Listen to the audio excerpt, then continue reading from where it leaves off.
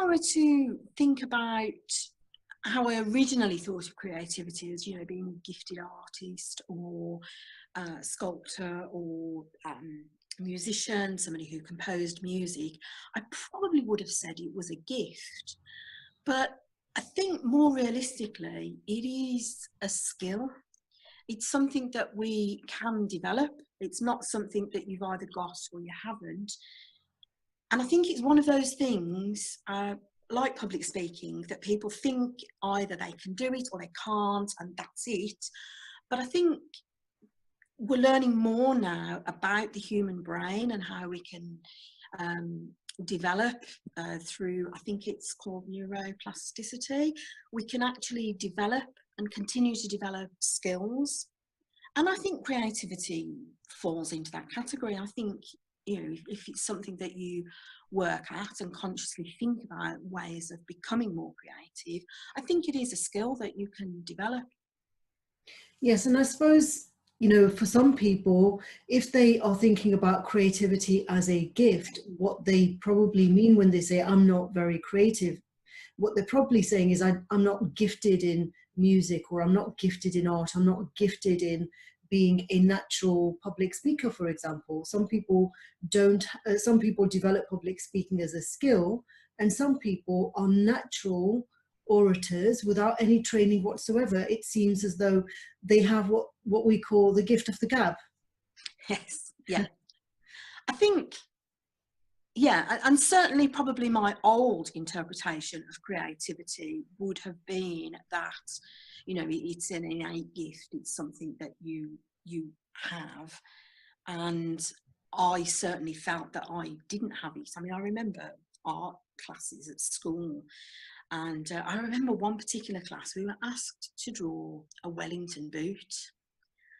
And I drew this Wellington boot. I was probably aged about, I don't know, 11, 12, 13, something like that. And I can remember drawing this Wellington boot and looking at it, and it absolutely looked nothing at all like a Wellington boot. I mean, it was so misshapen and deformed, and I didn't know how to make it better.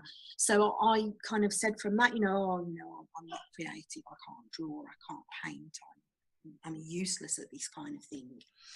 And looking back now, I think if the teacher had actually shown me some observational skills, perhaps, which I didn't really have at the time, and now, I mean, I'll never be a great artist. I know that. I'm happy with that.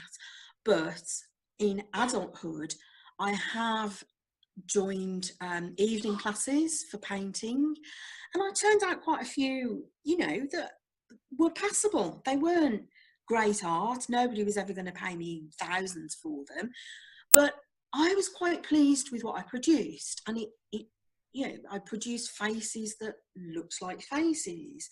I did this one drawing with pastels of water lilies that I copied from a magazine, and I actually had it on my wall for a long time because the colours kind of went with the colours that we got, and I was really pleased with the drawing that I'd created. So once you've learned those observational skills, and I think one of the things that I have got quite a good eye for is colour, you know, whether the colour is right or not.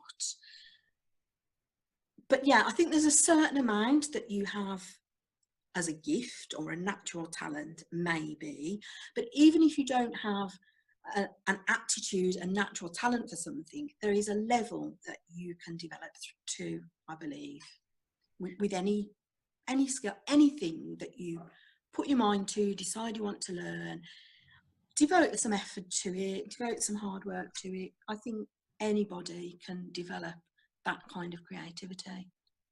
Okay, and there are several things here. One is that people are not always creative in the thing that they are most good at.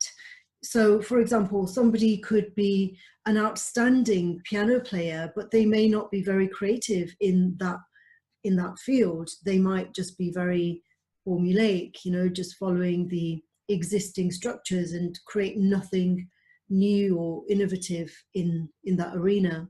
Whereas in another domain, they, you know, where they have less expertise, they may prove to be a lot more creative.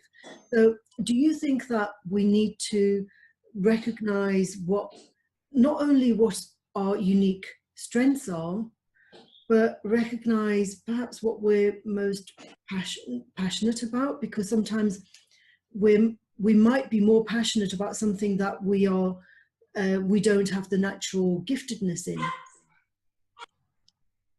The creativity is an approach, it's a mindset, it's a way you approach a particular task, isn't it? And I think what you're saying is that somebody might be a gifted musician, for example, but doesn't bring any creativity to it.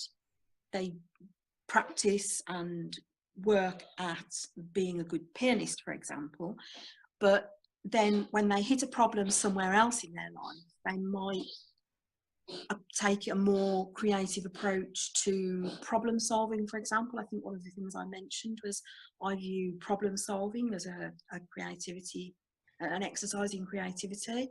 If you have a problem and you don't know how to solve it, the way that you can solve that is to think about it, try different options, try out different possibilities, and be creative in how you approach dealing with that problem.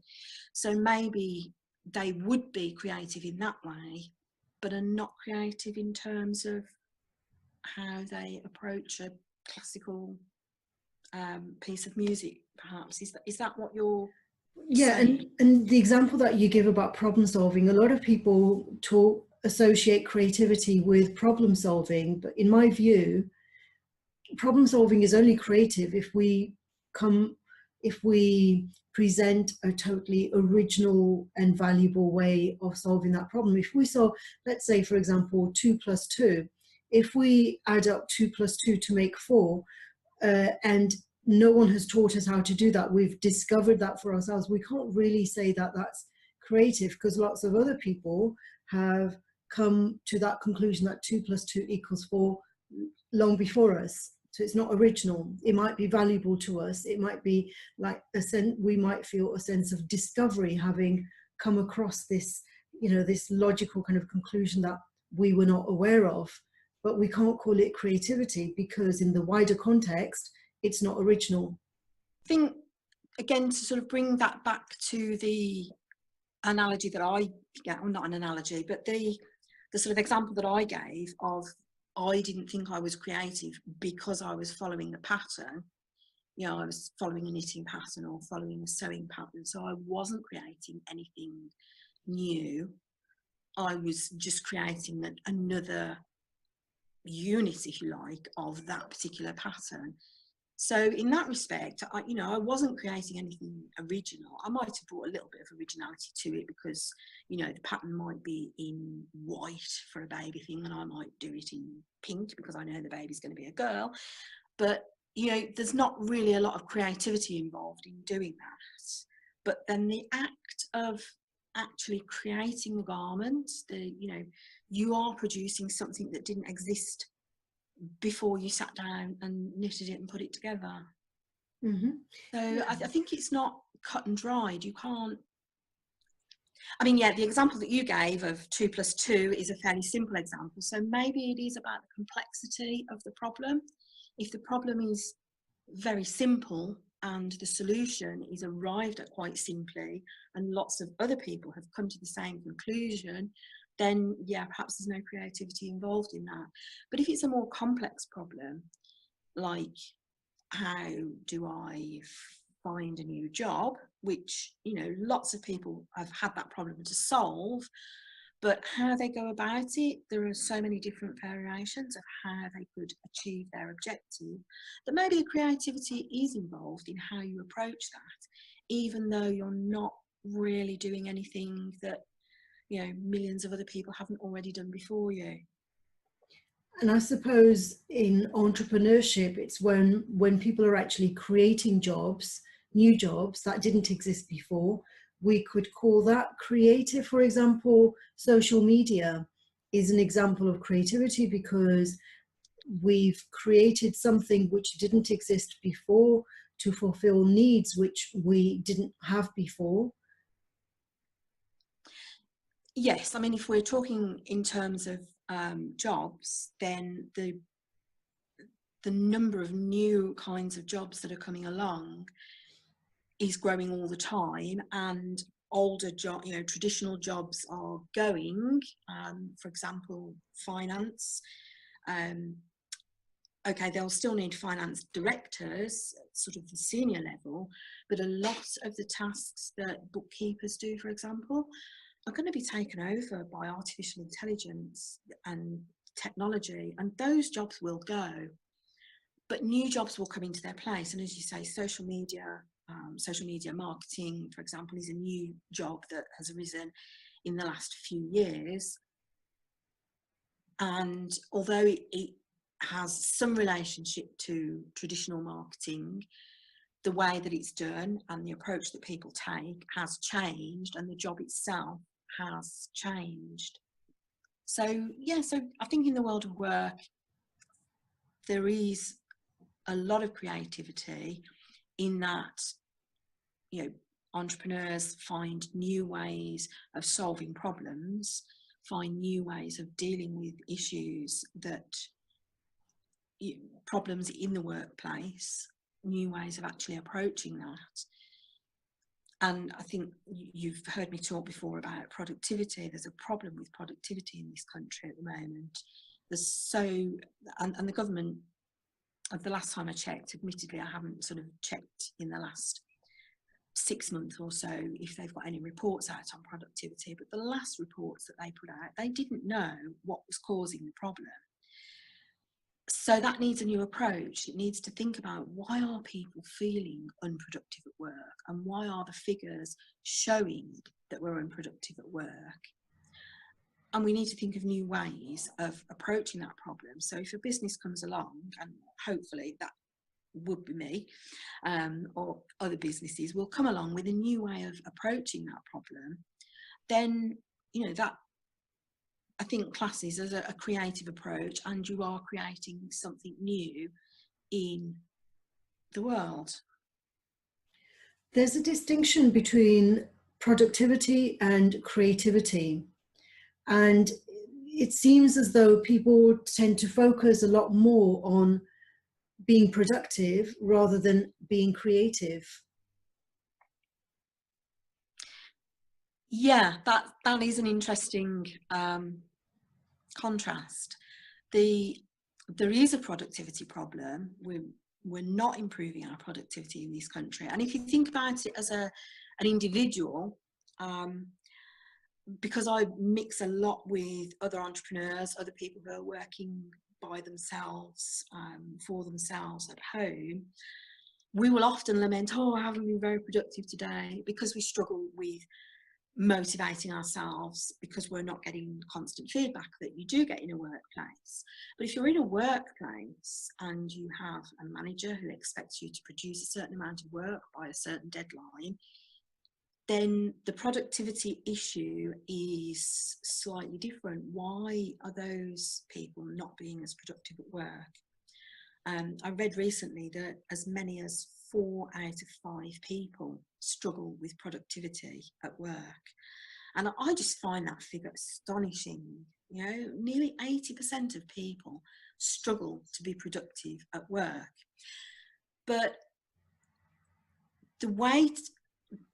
what I would suggest is that the way to deal with the productivity issue could be to take a creative approach to it. What's been tried up till now is clearly not working, so it needs a new approach. It needs a different, a more creative approach to, okay, we've got this problem in the workplace, what can we do to solve it? Let's think creatively about what the problem is, what might potentially help to resolve the problem. So yes, you're right, they are two different things. And I think also the workplace often stifles creativity. People are so afraid of their managers, the managers are afraid of their management or their leadership, the chief executive or the board that they answer to, or they're afraid that customers won't buy what they're selling. So there's too much of a culture of fear at work, and that stifles creativity. If people are afraid to make a mistake because they'll get into trouble for it and possibly lose their job over it, then they won't be creative in their approach. They'll be afraid to try new things in case it doesn't work. I mean, they'll even be afraid to change suppliers. You know, there's an old story about, you know, buy IBM. If you're buying computers, buy IBM. You know, nobody got fired for buying IBM because it was the industry standard. If you go ahead and just buy IBM, nobody's going to say you made a bad decision, because you know, everybody knows IBM is the one to buy. But if you wanted to try a new business, a startup business who'd got some fantastic sounding computer system and software, people were afraid to do that within large sort of corporate organisations, because they'd be afraid that they'd lose their job if it all went wrong. So I think from that point of view, that there is a crossover between productivity and creativity. But yeah, I agree, they are two different things. And like yourself, I've heard a lot of people saying, I haven't been very productive, you know, these past few weeks. I haven't been very productive today, but I don't hear as many people saying, I haven't been very creative today. Yeah, that's an interesting point. We don't say that, do we? And yet a lot of the time, while we're thinking and reading and taking on new information, we probably are creating, we probably are thinking ideas through. Whereas if we're just busy producing, then we're not giving the time for the creativity to do its work. You're right, we don't ever say, I haven't been very creative today. No, I'm going to start saying that, I think. Well, hopefully you'll be saying it, I have been very creative today.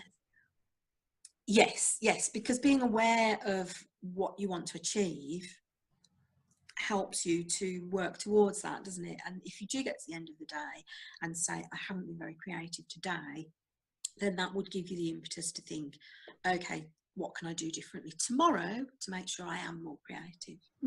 Yeah, or asking ourselves the questions, how have I been creative today? Yeah. Yes, I like how you're twisting it round to make me more positive than I'm being. Yes, you're absolutely right. The question is generative, isn't it? It generates, it stimulates it, you know, so it can be quite dull making a list of ways we've been creative. That in itself can stifle our creativity, because creativity doesn't respond to this kind of this need for validation and justification. Whereas if we ask ourselves the question, how have I been creative today? It's, you know, there might not be an answer for it today, but there might be an answer for it the next day. Yes, yeah. Yeah, okay. That's a really interesting point. I'm definitely going to start doing that. Okay, so key issues, I think, are what you've kind of touched upon really, is we need to give space for creativity. We need to ensure we're allowing it into our lives, into our minds, and accept that it is a skill that we can all develop. Because I think if you take that, oh, I'm not very good at that, and dismiss it, then you're not going to develop it. But if you take a sort of growth approach to it, it's a skill that I can learn to develop, and I will give a little bit of time to allow that for that development. I think that's a key thing, is you know, allow that creativity into our lives, make space for it. Make it a conscious decision. As you've identified, we ask ourselves if we've been productive, but we don't ask ourselves, have we been creative, or how have we been creative? So yeah, I think that's a really valuable point.